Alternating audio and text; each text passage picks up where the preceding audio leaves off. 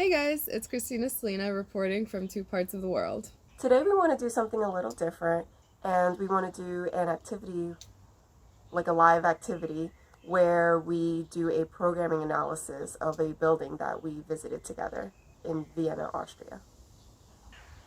Yeah, this should be really interesting. And we actually went to visit the building at night because we were in Vienna for not that long. I think it was like, how many days were we there? Like 2 or 3 days. Yeah, so we did like everything that we could do, and this ended up something we wanted to see at night because the facade is like really, really amazing. Hmm. And in general, the building's like really, really cool looking. And yeah, so we will put some pictures here of our visit. First of all, this is us in Vienna being like really stupid. Well, just me being stupid, honestly.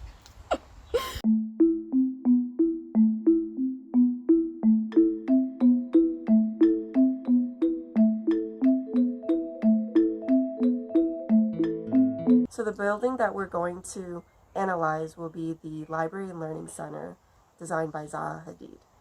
And what we're going to be doing is we're just going to diagram, and we don't know what each other's diagrams are going to look like. And at the end, we're just going to compare to see what jumped out to us the most. So we didn't really study this building in architecture school or anything. It's just like we have some floor plans, which we can put on the screen here, and some sections. And, we just want to kind of take a shot at understanding the building through diagrams without really studying the building. Um, And yeah, here are some pictures of the facade. And then when you come inside, it's also like really interesting. It kind of looks like a boat, like a cruise ship or something. Mm-hmm. Um, yeah, and it has like all these weird stairways. And I think now that I'm looking at the floor plan, it kind of like I don't know. I guess I kind of knew that that was the layout of the building, but like I feel like the feeling is a bit I don't know different. Yeah, I mean, I think that like real photos compared to like floor plans and sections, like it just 2D doesn't really do it justice. It's Yeah. really something you have to see. Mhm. Mm-hmm. Okay, so we're gonna readjust our cameras, and we have so everybody diagrams a bit differently. So we have just some, paper, some markers, and we're gonna just take a shot at it.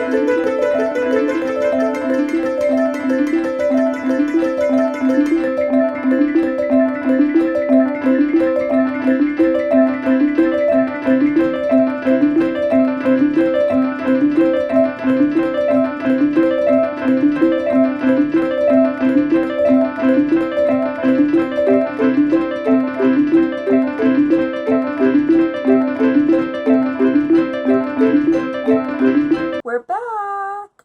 We're back. We both did our diagrams without like looking at each other's work, just to keep them like separate, keep our ideas separate, and then we just talked about what we each did. It's pretty interesting because I think like they're similar, but also like we kind of highlighted some different things. So my first diagram I did, which I thought was like the most apparent thing that I noticed, and I did, so it's these two. I did a section and a plan, and it's just like the levels of privacy in public. So obviously, like here, here's like the grand entrance, which is just completely white because it's completely public. And then here are like it's like all the way up, you can see the ceiling from there. It's like really tall spaces, and that's also where like on each level you can kind of look out and look into like this space. It's super public because if you're in that area, like people can see you. The second one is just like the general space, and here in the plan I broke it down to like two different levels of public and private, where like these are offices. So like in a university, like how often are you going to an office? That's pretty private still, but it's like you're allowed to go, but like you don't really. This area are for classrooms and an auditorium, so it's like pretty public, but like still like not completely public. And like also the transparency like in this space is like way more open, like you can see like kind of the classrooms and stuff like that. And then these are the cores, which are like probably also the structural elements. I'm not sure because we didn't study the building, but it kind of looks like that, where like there's, you know, circulation, bathrooms, all those like really private like fire circulation, not the main one, like all like really private programs, I guess, are found in that area. And it really looks like a solid piece, whereas like the other spaces, like even though there's a wall, like maybe the door's open or there's a window, but these pieces are completely solid. And yeah, so next diagram is this one. Wait, where does it go? Okay, so it's a circulation diagram, and you enter the building underneath this overhang.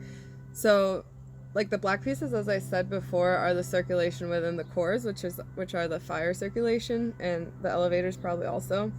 But like the circulation that Zaha like wants you to do is kind of this action through the main space. And then there's like these huge ramps, stair ramps kind of things, that like it really draws you in. And actually there's like, I think I remember there being like lines drawn on the floor where they want you to walk, which is pretty funny. So this is how like, I guess, so this is how like material and stuff can also lead people into taking that route of circulation. And like when we both entered the building, we went in and up this ramp that kind of led you to the next floors, but you can also go down and go straight or continue straight. So that was kind of like for me the main circulation of the building. And then the last one was kind of the program, how, like, it kind of seems like there's, like, oh, there's a bug flying. The problems with being outside, also there's an ambulance. So, like, these two spaces Who's are in the West offices. Philly now? First of all, we're in a pandemic, and ambulance is not a police car. There's probably 10 of them following it. Anyways, so yeah, this is just kind of separating the program. And I think it's really interesting how they actually split like the office program into two cores and then have like the middle part be like the classroom and the main program of the building. So that's what I have. Cool. It's actually quite interesting that like I feel like we focused on some similar things, but like also very different things. Like I think I focused more on like forms and like voids versus, what's the opposite of a void? Filled? Solids. And program, like movement through program, like not exactly like the particular specific program that it is, but just like the movement of the building. So here you go. So here, I guess this sketch really highlights more of like the program versus void between the first floor. Like I think it's interesting that they've created like such like a big grand space for the public, and this shaded area is, I guess, where there is actual program like housed. So the next one, I just highlighted the core elements. So there's 4 main cores for like fire stairs and bathrooms and elevators and things like that. And this one is the form movement that I was talking about. So they really separate like their programmatic elements drastically, and in between it almost creates this movement of circulation, but it's not like people circulation, it's just like movement through the building, which really reflects on what like the photos that we're gonna attach right now show. Zaha really likes to do this streamlining effect. So, but they're not in every project that she's done. But this building is also similar to this other building of hers that I saw in Hong Kong, which is like the Innovation Tower. It's like another school. But it's like a streamline effect, as in like the lights and like the vents and everything is just like very like streamlined, like swoopy. And it kind of like brings you, like it's almost like that's also the circulation of like how your eyes travel is where like, you know, you want to move, how you want to move through the space. So I also looked a little bit at the solid versus voids and how there's like a vertical and horizontal movement through the building. So here you can see how there's a big grand entrance on the outside and on the interior. So I felt like that was like, although it looks like a vertical circulation, I felt like it was more of like a horizontal circulation. And then here is a really big core that this section is cutting through, and that is a very big vertical circulation. Oh, yeah. That's it.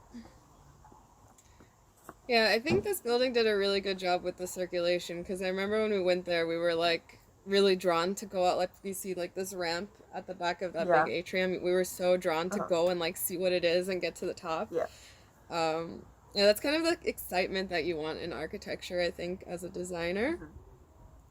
And Zaha did a really good job with that. Yeah.